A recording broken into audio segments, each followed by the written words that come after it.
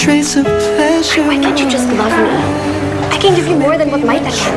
Huwag mong lukuhin ang sarili mo. Huwag mong isipin na magkakagusto ko sa'yo porkit wala na si Maita. Mark, bakit ganun? Bakit ang bilis mo kong ipinagpalit? Baka nga akala niya patay na ako. Kailangang malaman niya na buhay pa ako.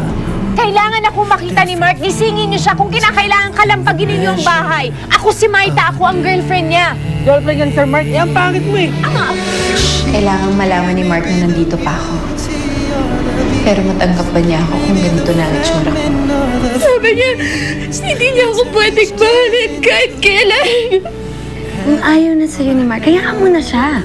Huwag mo na ipilit yung sarili mo. Hindi mo naman kawalan eh. Kawalan niya. I know gusto mong makalimutan si Maita. And I think Rebecca is the perfect choice to be able to move on. Hindi ko kailangan si Rebecca o kahit sino mang babae para makalimutan si Maita.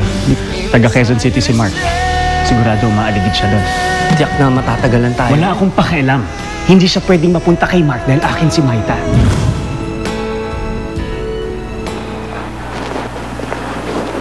Oh, nakita mo ba yung baliw? Nakita ko sila naglalakad siya doon.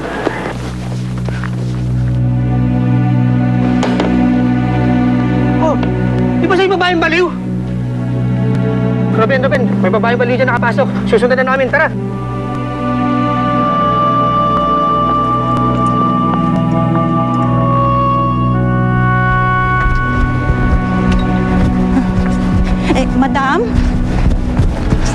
Madam Yuri, tumawag po yung security sa guardhouse. May paparting daw po na magnanakaw na baliw dito sa atin. Nakalusot daw po sa gate sa labas. Dito daw po pupunta. Eh, madam, baka humamaya, armado pa yun. Anong klaseng security yan? Oras na dumating yung magnanakaw na baliw na yan, pakawalan mo ang aso. Mark! Mark! Nandito ako si Maita! Mark! Mark!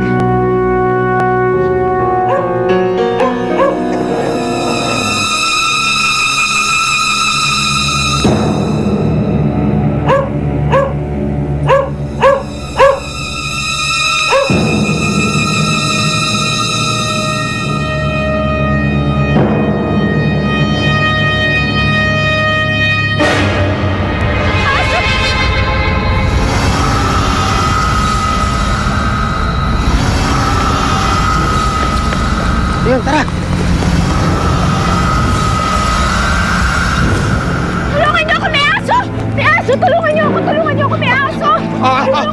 Teka lang, Brad. Sige na namin papahabol sa aso. Sige, pasok mo na yan. Tulungan niyo ako! Oh, dali sa presinto to. Sige lang, huwag niyo naman ako tayo sa presinto. Gusto ko lang talaga makita si Mark. Oh, sige. Huli na to, ha? Hindi ka na pwedeng bumalik dito. Ha? Sige na, dali na to. Mark!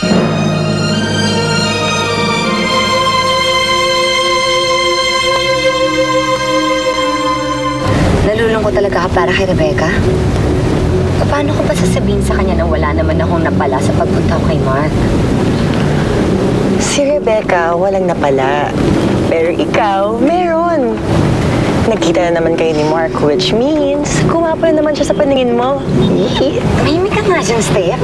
Alam mo, namumblema na ako sa kapatid ko, no? Siyempre, ayoko siyang ma-hurt. Alam mo, kung nakita mo lang kung paano siya umiyak sa akin kagabi, sobrang kawawa.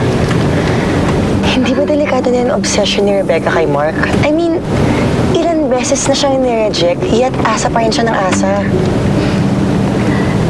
Eto yan, ha. Pag sinabi ko sa kanya na ayaw sa kanya ni Mark, ma-hurt siya.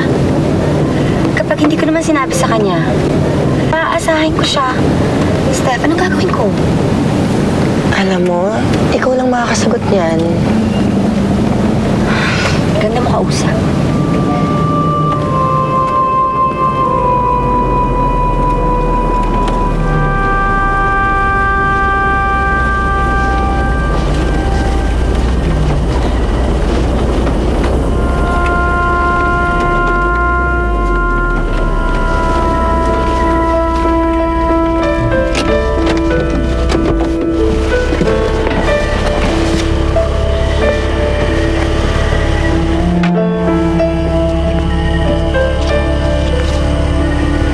Miss?